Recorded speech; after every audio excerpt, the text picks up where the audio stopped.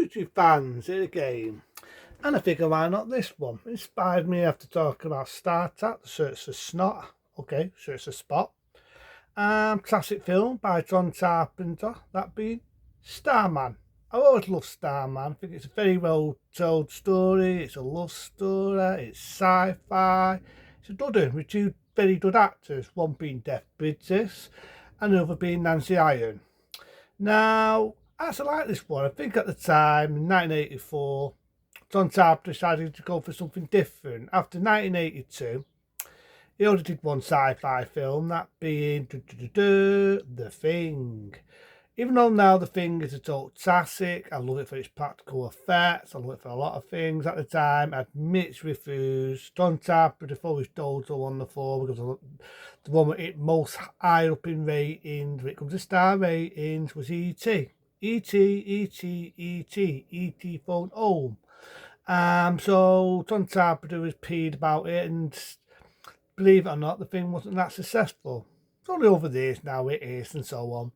So John Carpenter said, right, if E.T. can make it big, I'm going to do my own version of E.T. That's Starman, and the rest is history. So we're going to go with it. You start off with Nancy Iron. She's lost her husband.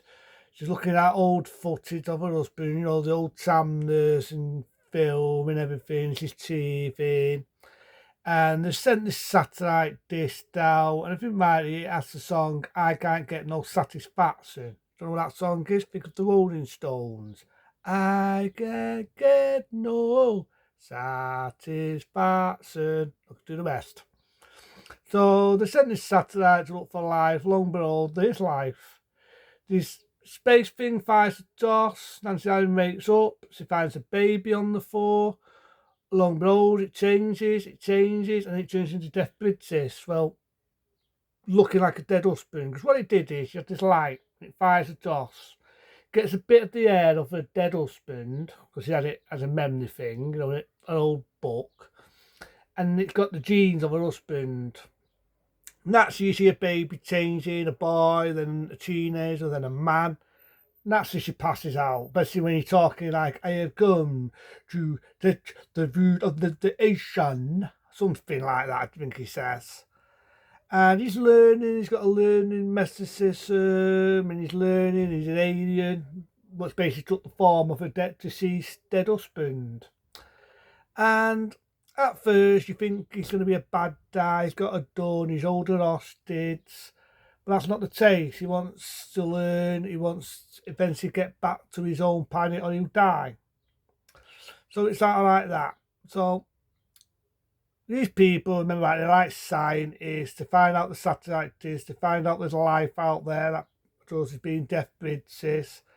And so, but I like this film. I think it's got good an art on its sleeve. It's a love story halfway through, and so on.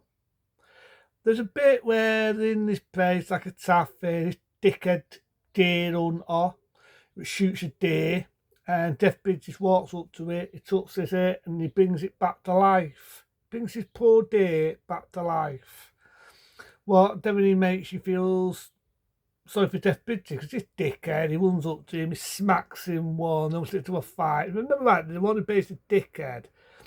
Remember the film called The Chainsaw Once? Same there, with Jeff Bridges. The funny thing is, he's in that film and all.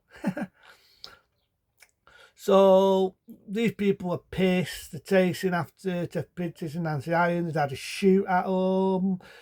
No, they're chasing, these cops chase him, and then they shoot, and by accident they shoot Nancy Iron.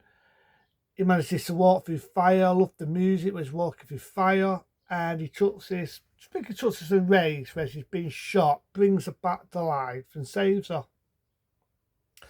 And that's it, there's bits in here, there's a bit where she's about to step off again, it's not her husband, where she's going to have a shower and so on. But like I say, there's a love scene in it, there's entertain, they end up doing it, but again, they're keeping it mild, it's a mild rating, and she becomes pregnant to our character Jeff Bridges. They're falling in love, but it's like I said, if he stays on Earth, he'll die.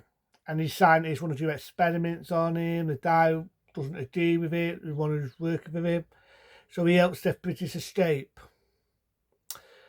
And I love the bit where he eats apple pie and eats food before he's learning. He sings the song I Can't Take No Satisfaction. And he's running, you got the idea he's dying, but then out of luck, the UFO comes. She can't go on his planet or she'll die. If he stays on Earth, he'll die. So it's sort of sad in that way, but he gets beamed up. She says her goodbye, she keeps the baby, and end of movie. But Starman, I can go with it. I think it's like good for John Carpenter as a director. As a director, I admit this makes a change from seeing films, whether it be Halloween, whether it be The Fog, whether it be The Thing. And when you think about it, it's not as strange as sci-fi. In '88, we all know it's a sci-fi film, being They Live. But a lot of people always said that John Carpenter is an actor of science, he's there to make science films. Look at some of the shit I've reviewed over the past weeks. Like Soviet film, fucking, let me think of it, Marcus. They're fine, disgusting pieces of shit. Human Centipede. I'm not even going to go on with them. They're just fucking garbage in my eyes. If some people love them, power to them. I fucking hate them. So for anyone to say that John Carpenter's an actor of science, as a director, and makes fine, horrible films, all I can say to these movie tickets is go and look at those films I've just said. Martyrs, Human Centipede, Soviet film. They're disgusting films. This, on the other hand, he proves that he's got a talent as a director. He has. He has. And like I say, he's got his heart on its sleeve. I do know as the days went on, they did a TV series. No, it didn't have Jeff Bridges. It didn't have Nancy Iron. But I do believe it's a good series. I mean, one day if I ever find it, I would like to see the TV show of it. No, I do know they made a TV series of Starman, but this is a film, and I've got to say that Jeff Bridges shows he's a good actor. He really does show he's a good actor for science fiction, for a love story.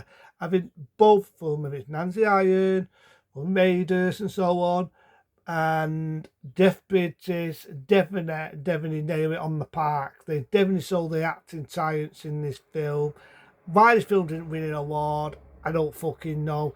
John Carpenter made a beautiful love story with science fiction, jokes into outings for the third time. It's Starman. I think it's a damn well good movie. And for that, they don't make films like this anymore. I don't want to see a remake. I definitely don't want to see a fucking remake. So don't do one, please. Donkeywood. Don't.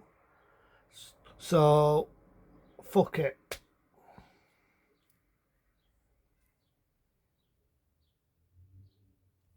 A 12-star rating. I'd had my numbers then. Yep. 4 out of 4. That's 8, 9, 10, 11, 12. A 12-star rating for me. But that's Starman. 984. Classic film. You're never going to see films like that anymore. But into them, be smart, be safe. See you later.